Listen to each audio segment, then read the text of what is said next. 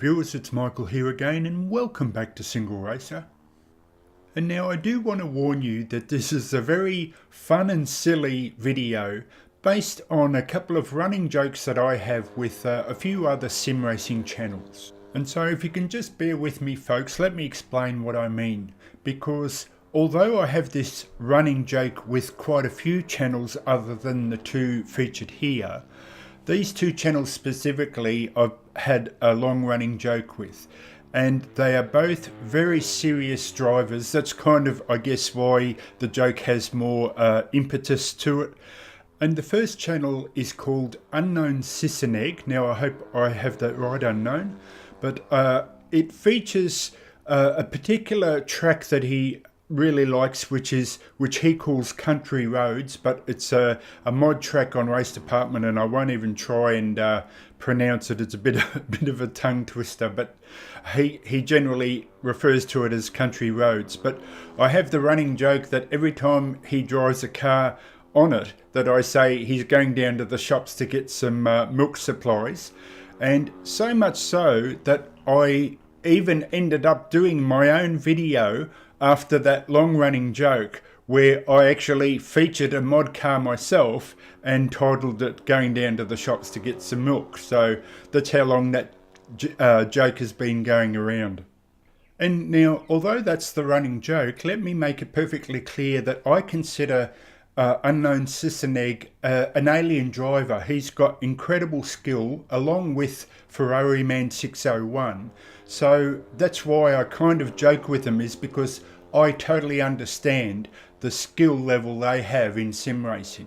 And so in that regards, I'll actually be doing a proper feature video next on Unknown Siseneg, because he has this collection of incredible performance cars, GT3 cars, all sorts of cars that you can download if you wish, and he runs a server online in Assetto Corsa that I'll discuss and feature in my next video.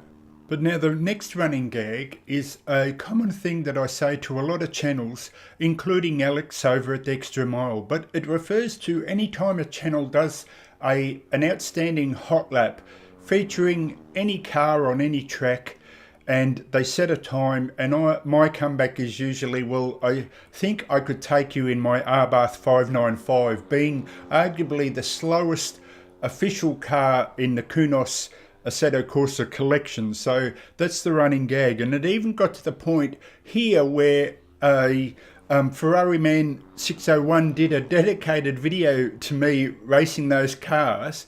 And underneath the video, in case you can't read the text, it says, "This one is for SingleRacer, and I limited myself to 2 laps lest I fall asleep." Well, I tell you, Ferrari Man, it looks like you did fall asleep on that second lap, because that lap time was atrocious. But although this video is a fun and silly video, that's how it's meant to be, I do want to get slightly serious from the point of view that I want to connect it back to the video I did before, where it was about the Sunday Sub Showdown and how I approached the race. And it's specifically in relation to the two ways you might do an online race, one of them being what I call the Heli Corsa mode, where you've got plenty of cars around you. But the other one is what happened when my brother came over this weekend and I had to learn the track, and we used the Ghost car as an incredible skill to learn the track. Not only learn the track, but try and work out the best lines to take the track. And that way you could put yourself in a much better position when you enter the race, because you suddenly are very close to top form, assuming you're running by yourself. And I say that because arguably, and mind you, this is what sim racing is all about, and people argue about it all the time, the different styles and everything like that, but arguably the racecraft, or racing online door to door with other people, especially not AI but other people, is a difficult thing to learn, in the sense that it's in that what I call the Heli Corsa mode, where you learn all about positioning. So all your gearing, all your lines, all the way you take the optimum line on the track especially the way Ferrari 601 does in his hot laps on Imola in the Formula 1 car, things like that, all go out the window because you have to do the wrong gears and all that. You're battling to get in the right position when you're racing door to door. But it's different to me when you are either separate in an online race where you have the room to then completely put that aside and focus on a true out and out hot lap that might get you, say, like if you have an off and you fall back to 10th spot, and you can then have the comfort in knowing you've practiced against the ghost car on the track and mastered that lap, and you might catch up a few positions again. And so here's partially where my running joke with the Abarth comes in, because the most fun my brother and I have had is slow cars racing against a ghost car. Now, one thing I want to say up front, especially in regards to Ferrari 601, is it's clear he doesn't need or use, as far as I know, the ghost car, because his thing is all about hot lapping and improving the time on his own. And that's totally fine, and there's absolutely nothing wrong with that. But in my case, the reason I want to use this slow Abarth and the ghost car is because the one advantage that it gives you. So let me totally explain what happens. My brother comes over. I say, I don't know Grobnik. I've got to do a Sunday Sub Showdown on this Grobnik. I've never driven it before. And what happens is the ghost car is him, and I try and beat his time. As soon as I beat his time, the ghost car becomes me. So he has my lines. He sees my ghost car in front of him, but he can practice an alternate line. So is coming out wide better, is taking the corner narrow better. What is better? And the only way he can see that is by the ghost car directly in front of him, or especially once he overtakes the ghost car and goes, okay, third instead of fourth is better, or staying in fourth for this corner is better, or taking the line out wide is better. And you can really, really understand that when you see the ghost car right in front of you.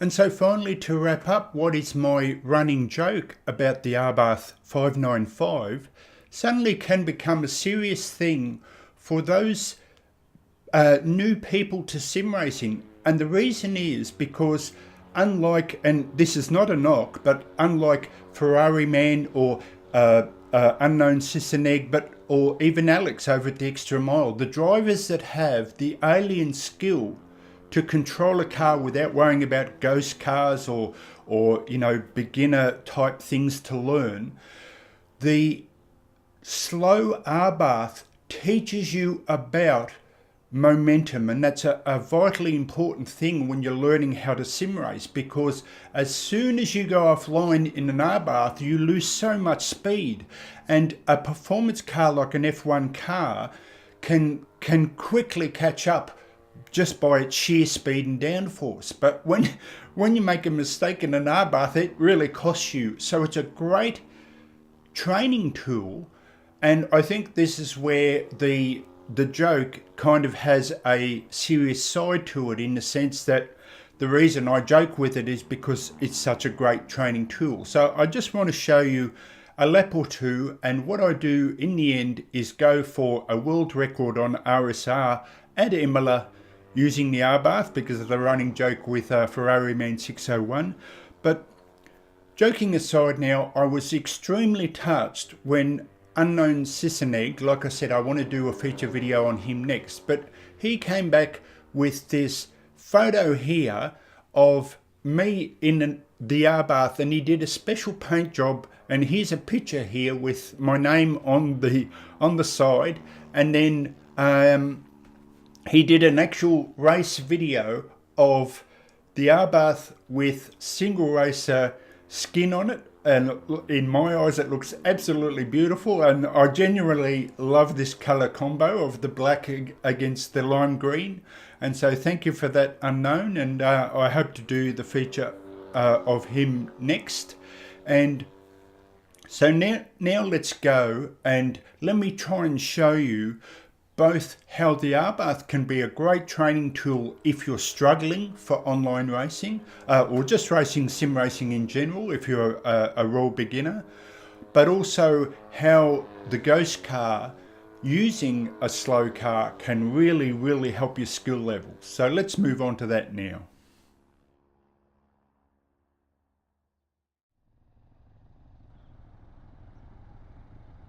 Okay viewers, so I want to put to you the question, why is the ghost car the best training tool of all? And actually, in a sense, it's not, but it's understanding the separation of two different things. So what I mean is, the best training tool arguably is any online race where you're racing against real people, or replacing them with AI the way Magic does over at his channel called Magic. And what he does is he works out the track he wants to race on and puts the AI to where he just beats them. So maybe that's 91% as an example. And then as he beats them, as he wins the race, he increases that to 92, 93, etc. And that way he feels he improves. But that being the best tool to train yourself for racing in general, sim racing and online racing, what's the point of the ghost car? Well, it's because if you get balked by a car like this,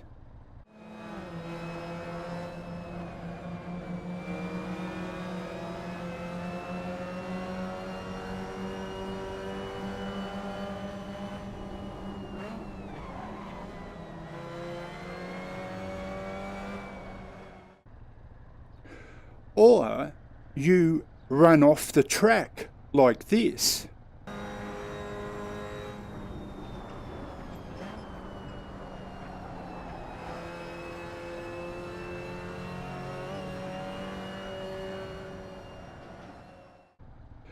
then you find yourself in a position where you're suddenly in the back of the pack and potentially clear from any cars in front of you. You could be almost running solo. So the question then becomes, are you good enough to do an out-and-out hot lap? And if the answer's no, not really, because I don't know the track that well, that's where the ghost car becomes the best tool of all. And the reason is, if you look at that first thing where I get balked by the car in front, and it's no slide on the car in front, it was just me going a little too quick into the corner, but it completely mucks your lap up. So you can't do fast laps under those circumstances where you have AI cars or real cars, real driver cars around you. You will just get balked and not do a good lap. So the ghost car fundamentally teaches you how to do the quickest lap on any track you set aside. So a great example is the Sunday Sub Showdown.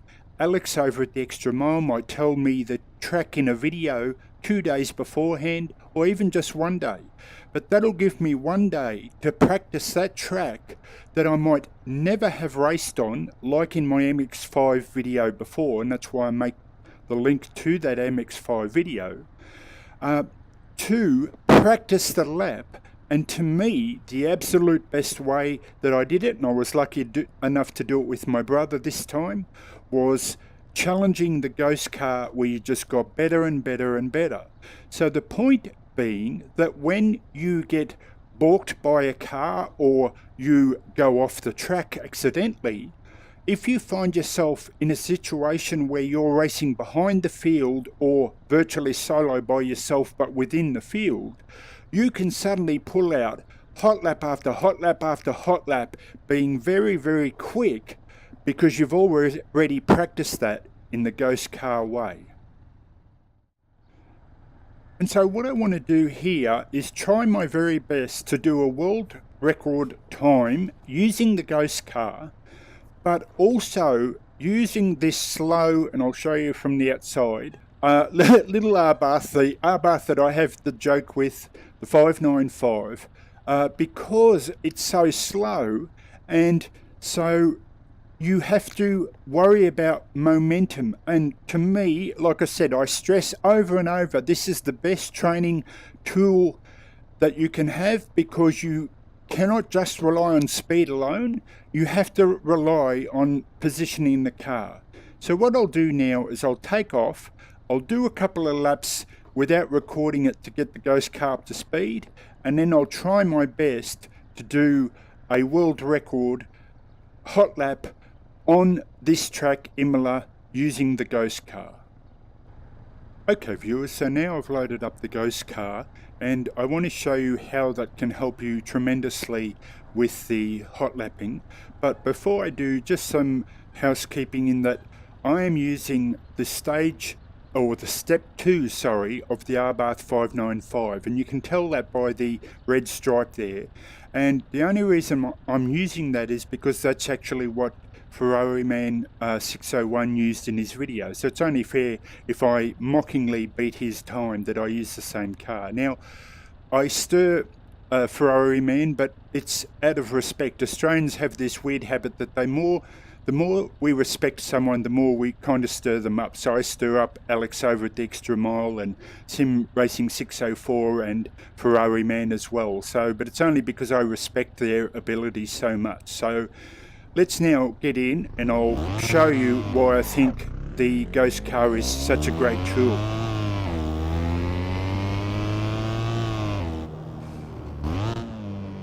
Now, Ferrari-Man made the joke when he did his video as a tribute to me, but he jokingly said that he only did 2 laps because he would have fallen asleep, which I can totally understand. But that's because the joke is that this car has no power. So you watch when I cross the line, for starters, it's only got 4 gears. So if you're a beginner trying to learn the track, there's actually nothing better. Now there's the ghost car, and the ghost car unfortunately is my record time. But see, I've got no power to catch it.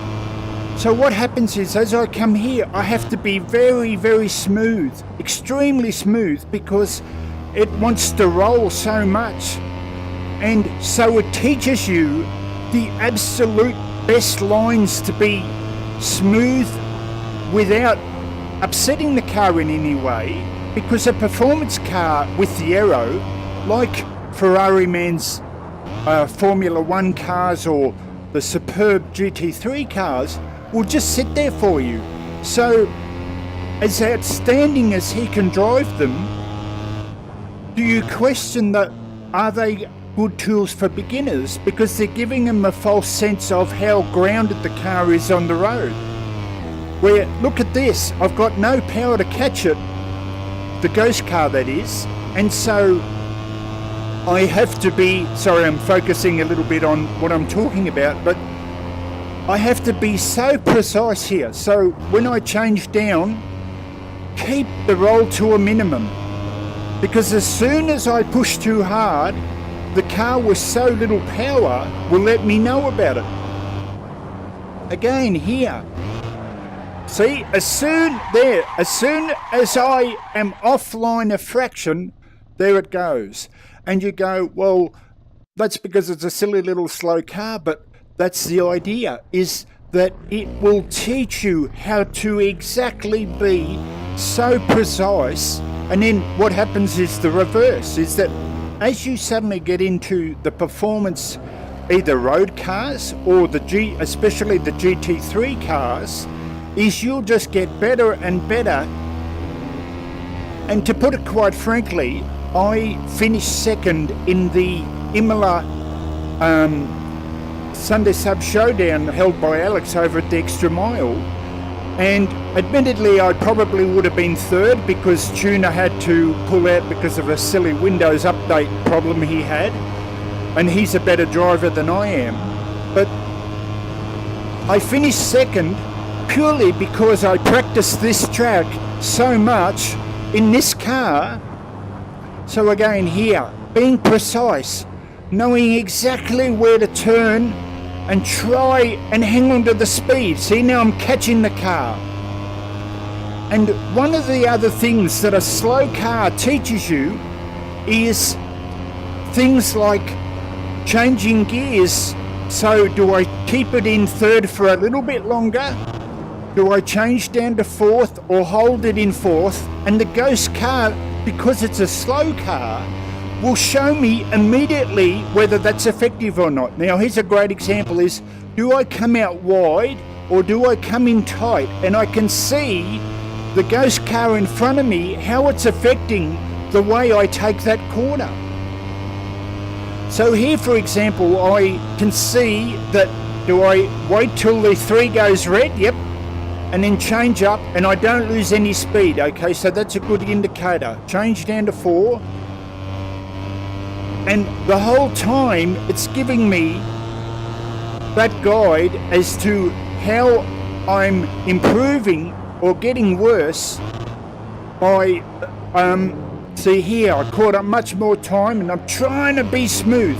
See, and as soon as I skid, I lose time, and that's your visual cue that helps you so much in learning that part of the racing that you need to know when you're suddenly by yourself or you've come off and you rejoin the track behind the field. Is okay, now I've got to go in hot lap mode. How do I do that the quickest and the best that I possibly can to try and make up the lap times against the other people? So let's go for one more lap.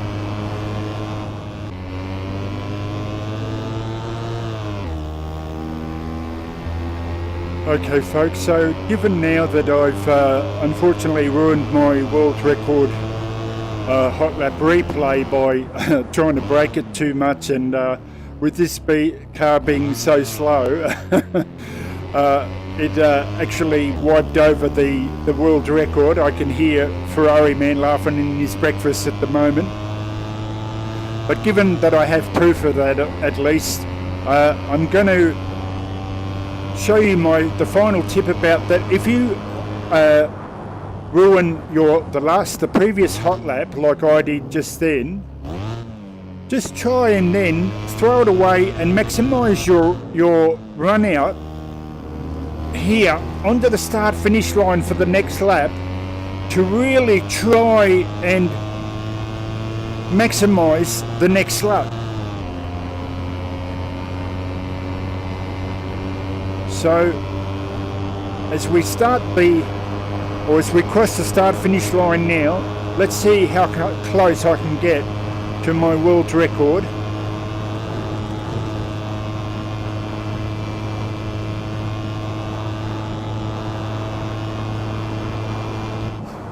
I like to run out wide here to try and maximize that corner. And now I'm already up, which is good, but just got to be smooth. And this is where Sidekick is so good in conjunction with the ghost car to test different ways of coming into the corner. Now I come in hot here, but see, I stuff it up, as you can see on the ghost car. So now I'm much quicker coming out. And let's try here for a tighter line here, but try and maximize that run up the hill. And this is what I mean, the ghost car is right there, but because I don't have the power to catch it, it can be so much fun, especially when you're racing with someone like your brother or someone else in the room, and that's their ghost car. Oh, hang on, let me focus here. Oh, and you're just trying to catch it. It is just so much fun. Although for those of you that still think it's boring as batshit, I can totally get that. But now let's slow down a bit and try and maximize that speed up the hill.